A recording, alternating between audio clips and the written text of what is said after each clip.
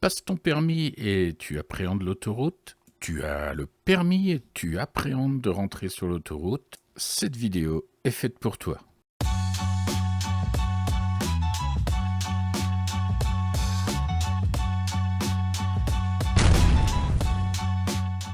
Bonjour et bienvenue sur Décrypte ton code, la chaîne qui permet de transposer ton code théorique dans la pratique. Cette chaîne s'adresse à tout le monde, que tu aies le permis ou non. Alors, si ce n'est pas déjà fait, abonne-toi. Aujourd'hui, nous allons parler de l'autoroute et plus particulièrement des insertions. Il y aura 2 autres vidéos prochainement qui traiteront de la circulation sur autoroute et des sorties d'autoroute.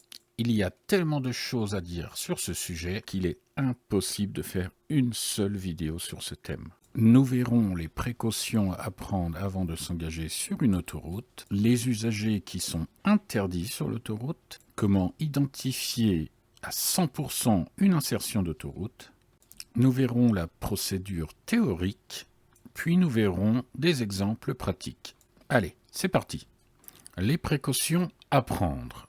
Tout d'abord, sachez qu'il est inconcevable de prendre l'autoroute lorsque vous êtes sur la réserve d'essence. En effet, tomber en panne d'essence sur autoroute vous obligera à vous arrêter sur la bande d'arrêt d'urgence, vous exposant par le fait à un grand danger.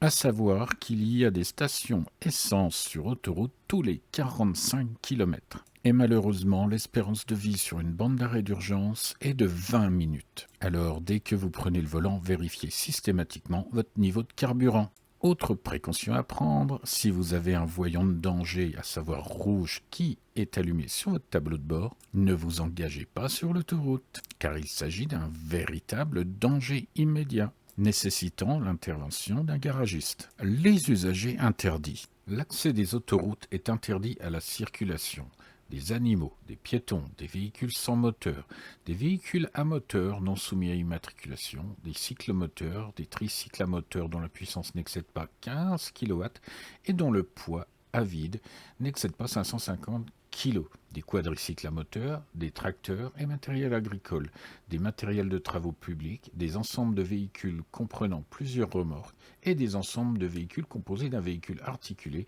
et d'une remorque dont la circulation est soumise à autorisation du préfet. Piou, bon, on va synthétiser ça pour que ce soit beaucoup plus compréhensible de tout le monde.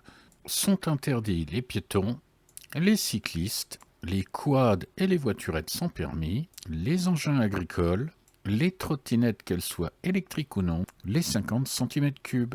Petite parenthèse concernant les routes accès réglementées, il y a très souvent un totem qui indique toutes les catégories d'usagers interdits. Et c'est très souvent comme l'autoroute, très peu de gens en ont conscience. Reprenons. Comment identifier une insertion d'autoroute? Tout d'abord, ai-je vu un panneau d'entrée d'autoroute? Ou ai-je passé une direction avec un panneau à fond bleu qui sous-entend que je vais sur l'autoroute ou que je suis déjà sur une autoroute? Ensuite, il y a forcément une interdiction de tourner à gauche ou à droite. Sur ma gauche, il y aura au sol un énorme zébra suivi d'une ligne continue, puis d'une ligne discontinue. Enfin, on trouvera le panneau Céder le passage. Attention, en l'absence du panneau Céder le passage, vous n'avez peut-être pas affaire à une insertion, mais simplement un prolongement de voie qui vous amène sur l'autoroute sans avoir à vous préoccuper de vous insérer. Voyons maintenant la procédure théorique. Il y a déjà 2 indices qui me permettent de comprendre que j'arrive sur une autoroute. Il y a bien le céder le passage d'annoncé et je vois au loin que le trafic semble fluide. Je vois mes 2 interdictions de tourner gauche-droite. Je prends une information sur la gauche pour comprendre la distance et la vitesse des autres usagers afin de pouvoir m'adapter. J'exploite la puissance de mon moteur en 3e jusqu'à ce que j'ai parcouru la moitié de la voie d'insertion. Je réitère ma prise d'information pour voir comment évolue la situation et 3 cas de figure s'offrent à moi à ce moment-là. Premier cas de figure, il n'y a personne pour me gêner, je vais jusqu'au bout de ma voie d'accélération et je m'insère. Deuxième cas de figure, j'ai un véhicule juste sur ma gauche. Je relâche mon accélérateur pour perdre de l'allure, le véhicule me dépasse, je recontrôle à nouveau et je m'insère. Troisième cas de figure, je contrôle, je n'ai personne à ma gauche, mais dans mon rétro, je vois un véhicule. Il ne se rapproche pas suffisamment vite, donc j'accélère au maximum pour pouvoir m'engager sans le gêner. Honnêtement, il peut y avoir plus de cas de figure, mais je vous ai donné les 3 hypothèses les plus fréquentes. Il faudra également prendre en considération la capacité d'accélération des autres usagers. Une moto a une grande capacité d'accélération et peut vous rattraper en 1 seconde. Un poids lourd, il y a beaucoup moins de chances qu'il vous rattrape. Et en fonction de la marque de la voiture, la capacité d'accélération diffère. Ce sont des facteurs qu'il faudra prendre en considération lors de vos insertions également. Les entrecroisements, parlons-en vite fait, ce sont des endroits assez accidentogènes où on peut entrer et sortir simultanément. 2 options possibles. Soit la voiture rouge arrive beaucoup plus vite que vous et donc passe devant vous, et vous en profitez pour vous insérer derrière elle, soit vous êtes beaucoup plus rapide que la voiture rouge et alors elle passe derrière vous pendant que vous vous insérez. Ce qui est important de retenir dans votre insertion, c'est qu'il y a un différentiel de vitesse que vous devez diminuer entre les autres usagers et vous. Lorsque vous vous apprêtez à vous insérer, vous êtes en général au départ de la voie d'accélération à 50 km/h, alors que les autres usagers sont à 110 km/h, voire 130, voire même pour certains plus. De ce fait, si vous roulez à 50 et les autres à 110, il y a 60 km/h de différence.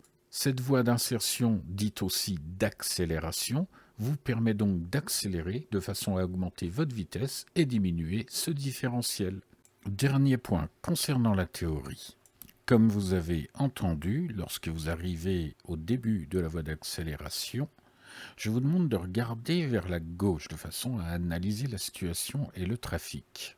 Si vous avez du mal à tenir votre trajectoire, dans ce cas-là, il y a une autre solution. Car si vous persistez à regarder à gauche, vous risquez de foncer dans le décor, puisque, comme on vous l'a appris, le regard dirige. Par expérience, je me suis aperçu que les élèves, ça leur faisait peur en plus. J'ai donc essayé de trouver une autre solution pour pallier au problème, et c'est ce que je vais vous dévoiler.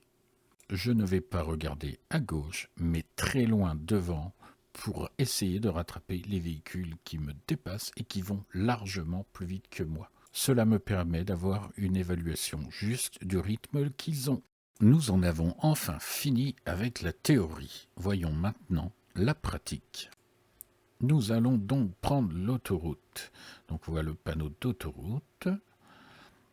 Je commence à accélérer. Contrairement à ce que je vous ai dit tout à l'heure, je ne vais pas rester qu'en troisième. L'insertion est tellement longue que je pourrais quand même passer la quatrième. J'ai mon cédé le passage, mes interdictions de tourner à gauche et à droite. Je regarde au loin les véhicules pour essayer de les rattraper. Je contrôle mon rétro, ainsi que l'angle mort. Il y avait un véhicule. Je réitère ma prise info et je m'engage. Je passe ensuite la cinquième et ensuite, pourquoi pas, la sixième. Voyons maintenant une petite insertion suivie d'une autre insertion. Je commence à réduire mon allure, je vois le céder le passage. Les interdictions de tourner à gauche, derrière moi une voiture assez loin, contrôle rétro-extérieur gauche et angle mort, il n'y a personne, je m'engage. Le véhicule derrière moi s'est rapproché, je m'en méfie. Il y a un céder le passage, je contrôle et je vois que la voiture derrière s'engage déjà, alors qu'elle n'a pas à le faire. Je recontrôle et je m'engage. Quelqu'un de pressé, que j'appellerais plutôt un gros bourrin, et qui est l'exemple type du cauchemar pour un élève. Allez, encore une autre insertion.